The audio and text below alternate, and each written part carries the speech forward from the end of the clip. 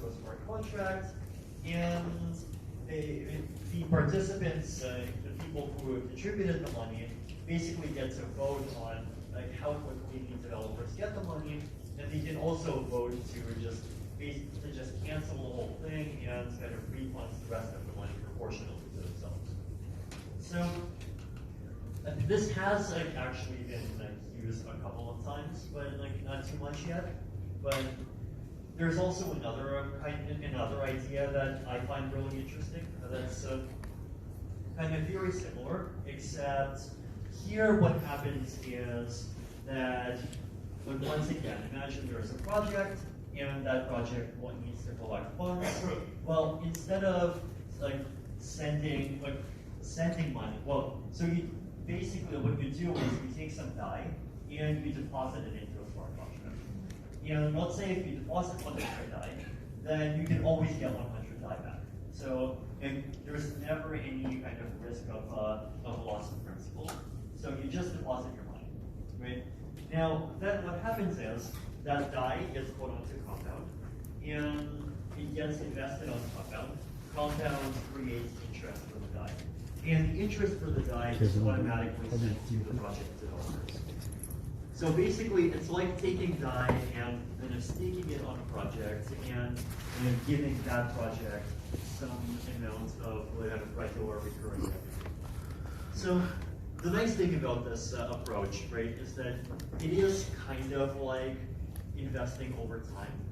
But first of all, there is no instant gratification, right? Like if you launch a new project, people have to sign up, you get a little bit of money at first, then if more people sign up, you get more money, but you only kind of get it in pieces over time. And if you make your people unhappy, then they have the right to withdraw the money or kind of redirect the money to another project at any time. So this example is interesting because it uses smart contracts, but it also uses kind of an entire ecosystem of smart contracts in very clever ways. So it uses MakerDAO, it uses Compound, it is a smart contract itself, and it kind of glues these different pieces of the ecosystem together to create this kind of new approach that probably would not exist on its own. So there's basically what we're seeing is kind of more and more experimentation with these kinds of ideas. And like the nice thing here is that the ecosystem is finally kind of getting to the scale where like, it makes sense to start, and we are starting to see kind of more infrastructure for writing code and generally building the tools to make these kinds of things like easier to create. Going back to simpler things, right? So actually using it, like we can use the kind of ideas that are really nice in theory, but we can also talk about kind of how we use Ethereum today. So who here has used the Ethereum blockchain in the last month? Okay, that's more people than have heard of the DAO.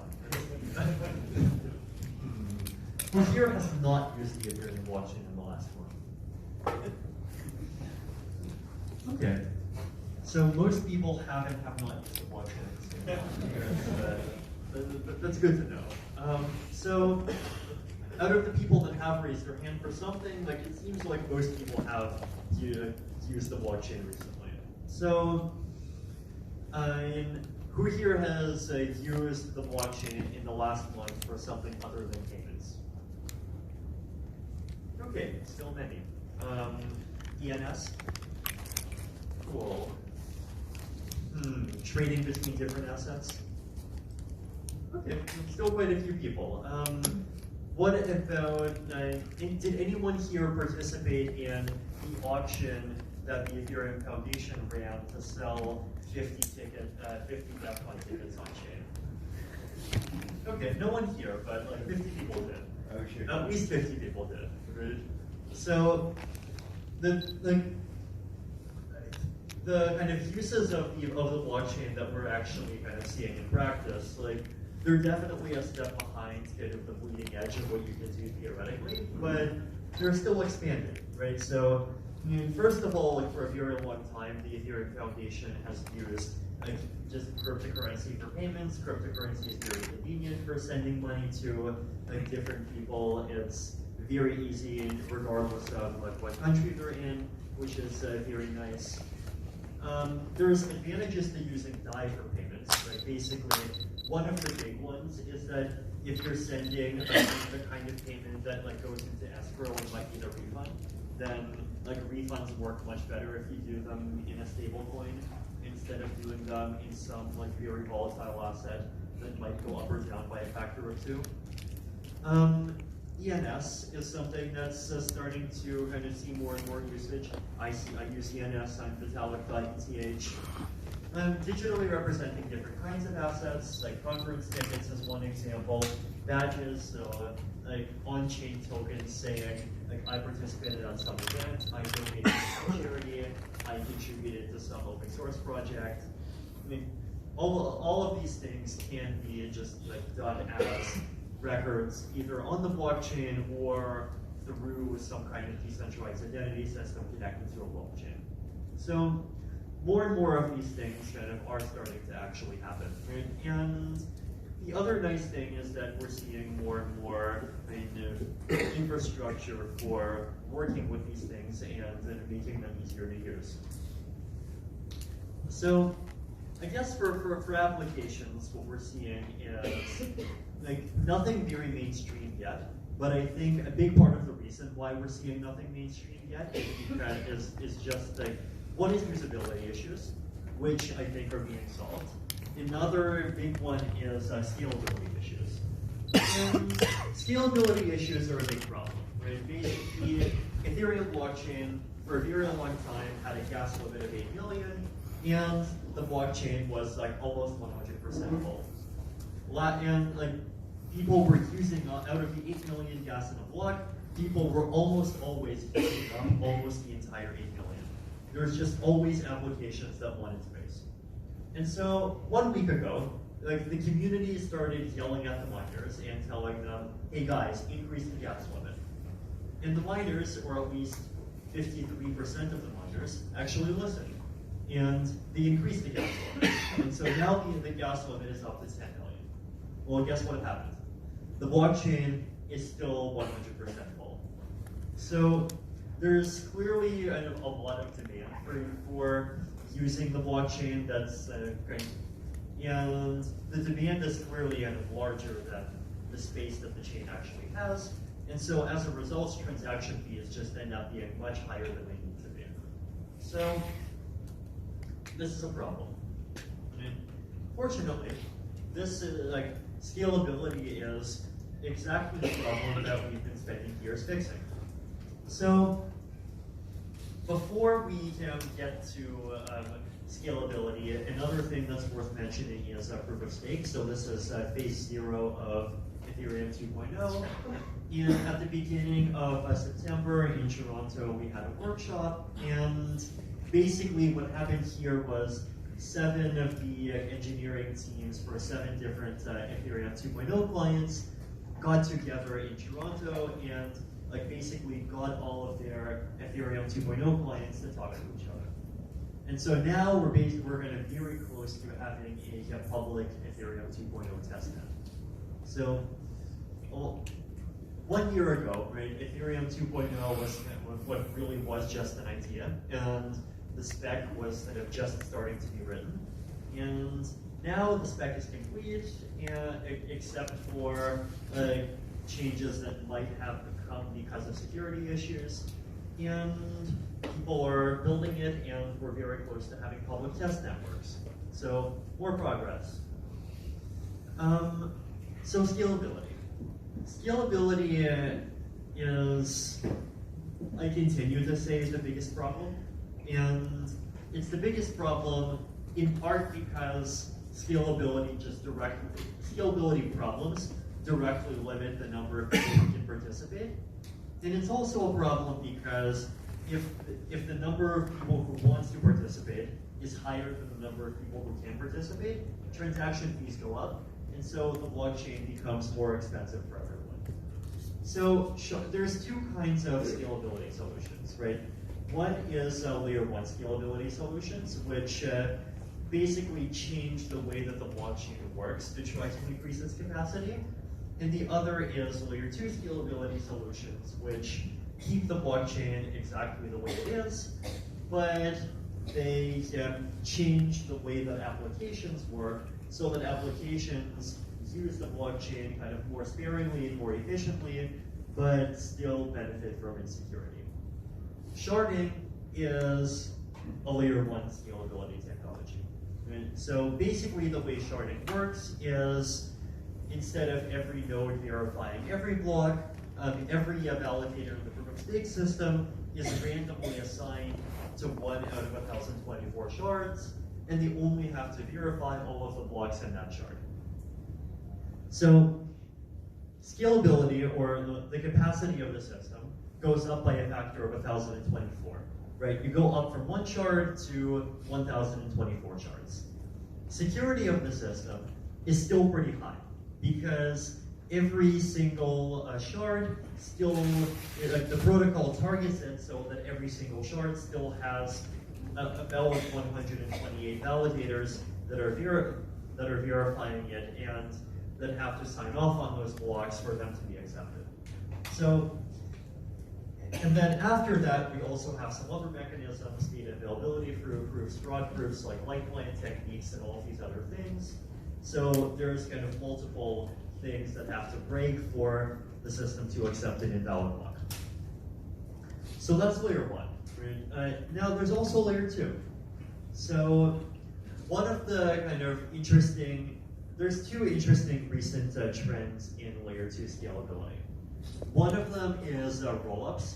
So a rollup is this kind of halfway scalability solution that's in between layer one and kind of full layer two, such as Plasma and state channels.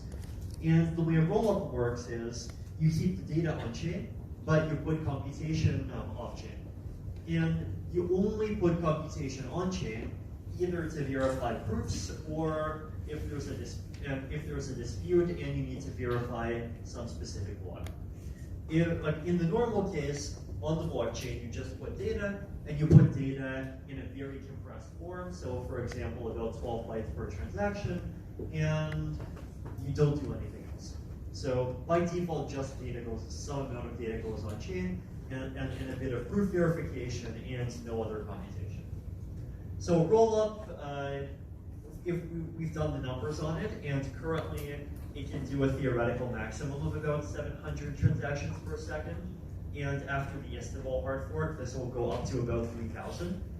And this is on the existing Ethereum chain, right? So if on the existing Ethereum chain, everyone switched to rollup, scalability could go up to 3,000 transactions per second, which is probably already much more than enough for like basically any kind of current and kind of theoretical users for at least some time. Now, of course, at some point, even rollup is not going to be enough, which is why we're doing sharding, which is why we're doing all of these other things. Another big scalability trend is the use of zero-knowledge proofs, right? So Plasma has been worked on for a while, and the holy grail of Plasma is if you did not have to do fraud proofs, right? Instead, the only thing you had to do like challenge response for is data availability. How do you avoid fraud proofs? Well, you can use snarks, or you can use starks, you can use any of these general purpose proof techniques to basically create proofs that can be verified on chain, that allow the system on chain to know that some particular block is valid. So Starkware has this public beta and they're basically working on using a kind of Stark-based version of Plasma to do an exchange, and so far, right now they're still very actively trying to make it more efficient, but it seems to be working well. So that's transactions per second. Rollup is good. So that's scalability technology, right? So sharding can get you up by a factor of about 1,000, rollup can get you up by a factor of 100, zero-knowledge proofs can improve things. And they're real, especially in zero-knowledge proofs, and which are both a scalability technology and a privacy technology.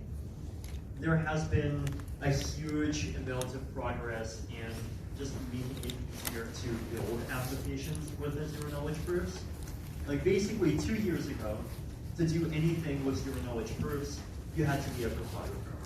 And now this is kind of becoming less and less true with everyone, right? Like with every month, making applications that use zero-knowledge proofs is becoming closer and closer to looking like just building applications.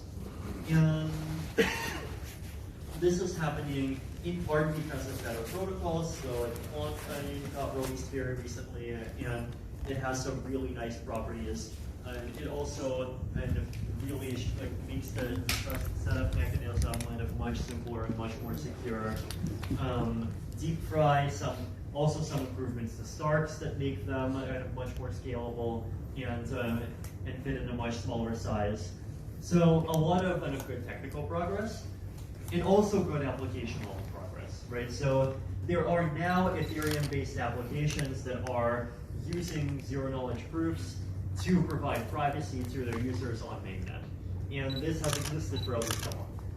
So one of the first ones is that there's mixers, and then there are other things under development. So for example, Semaphore Private DAO, which is basically a DAO design where using zero-knowledge proofs, votes are private by default. So a lot of improvements on the privacy side too. So we have more scalability, and we're on the path to getting much more scalability. Where we have privacy, we're on the path to getting much more privacy.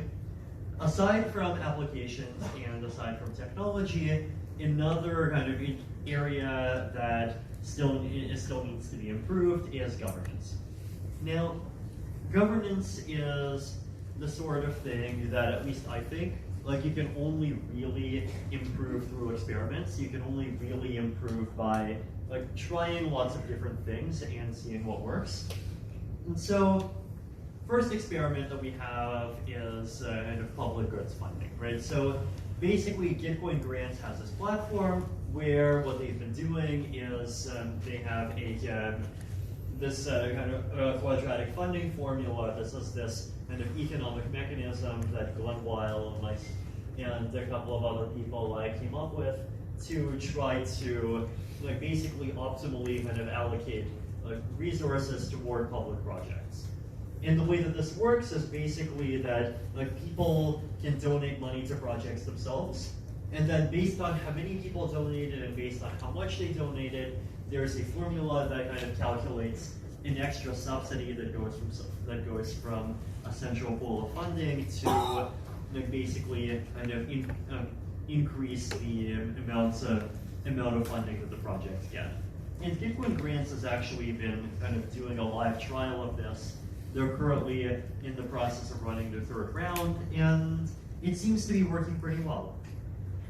Round 3 is active. You can participate yourself if you want to.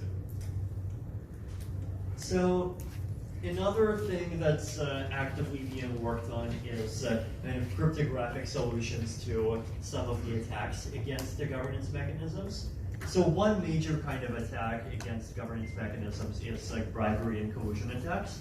So basically, the challenge here is if you have any on-chain voting mechanism, then if people can see how you participated, they can bribe you.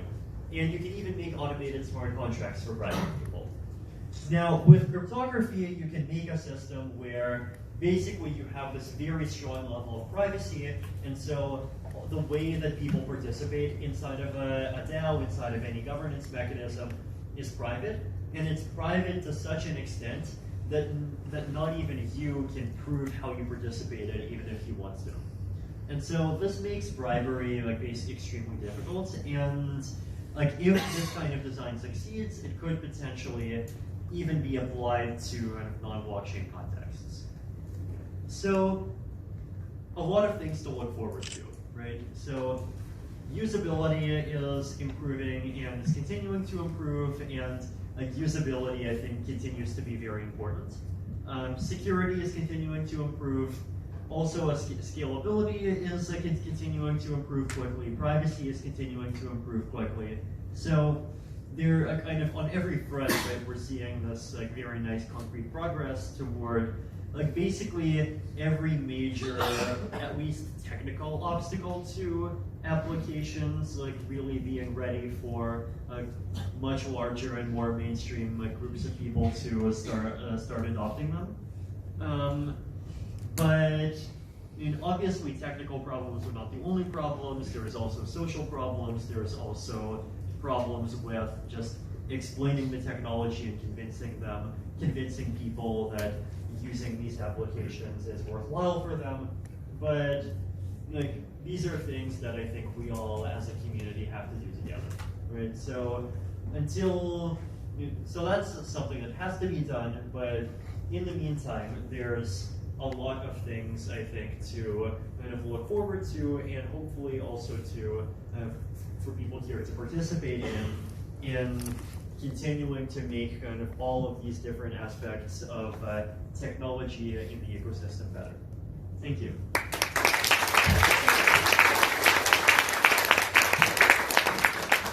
네, 발표 마치셨는데요. 아마 한국어로 또 통역을 해주신다고 합니다. 서울 이더리움 미덕 조직자이신 정우현 님이 발표 내용을 간략하게 한국어로 통역을 해주시겠습니다.